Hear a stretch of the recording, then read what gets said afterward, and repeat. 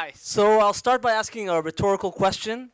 Why do we need banks? And it's rhetorical, so don't answer. But I'll give you a simplistic answer.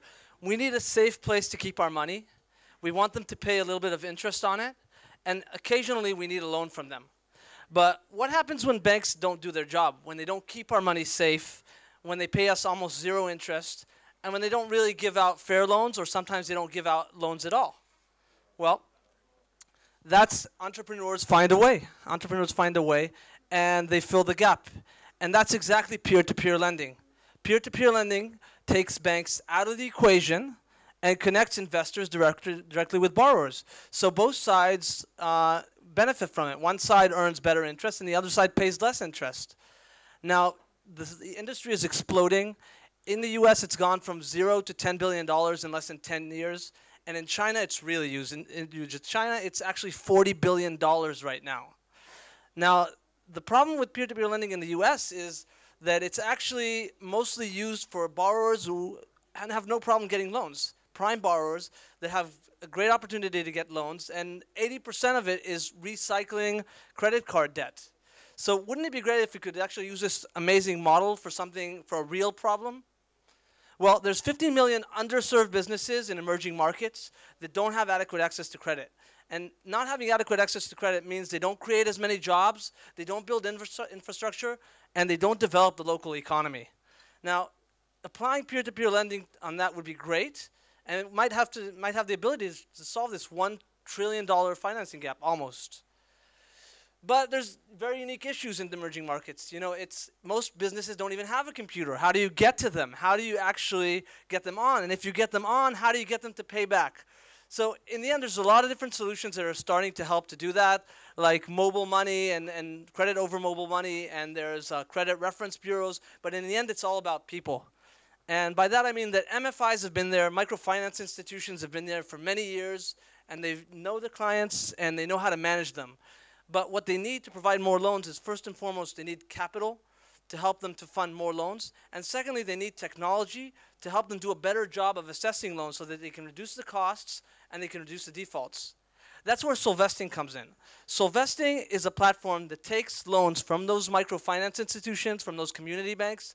We analyze them with our own proprietary algorithm, and then we upload it to the website. So it's a hybrid solution. And investors have the opportunity to earn double-digit returns while creating huge social impact because they're helping the most important sector of the economy. Now, we've reached a few major milestones. We're actually starting in Kenya, which is our pilot market, and we'll start a pilot next month for $200,000. Thank you.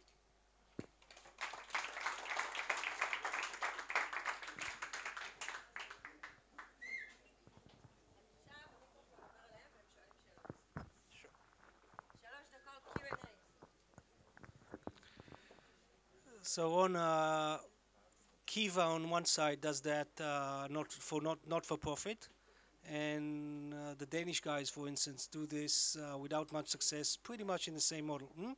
Yeah, MyStream. Okay. Why are you better? Well, it's two questions actually. Because first and foremost, Kiva, they don't charge interest and they don't provide interest to investors. So that's one downside. They also focus mostly on very small tickets, so these aren't very profitable loans. Now, MyStream is a different story because they're actually a for-profit website from Denmark, and they've done some good work. They've managed to raise about 22 million euros over the past couple of years. I think that their main problem is that they didn't take a professional approach to investing. They still target that philanthropic feeling of funding Muhammad in South Sudan. Well, they don't operate there, but you get the point. It's more of a feel-good story and not a hard investment story. We bring in actual underwriting by the financial institution. We bring in our own assessment of the loans. So we are actually generating interest. We're not trying to. That social is important, but first of all, it has to make investors money. I hope that answers the question. Second question, what's your cut out of the arbitrage of interest?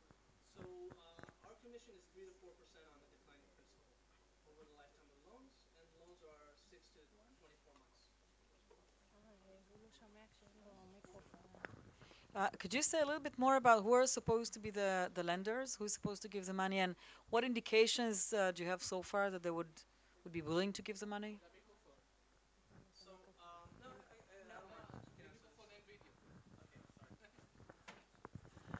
So at the moment, we're not targeting retail investors yet, although our goal is to bring this kind of investment to everyone so that we can actually create a shared economy, really going to retail investors.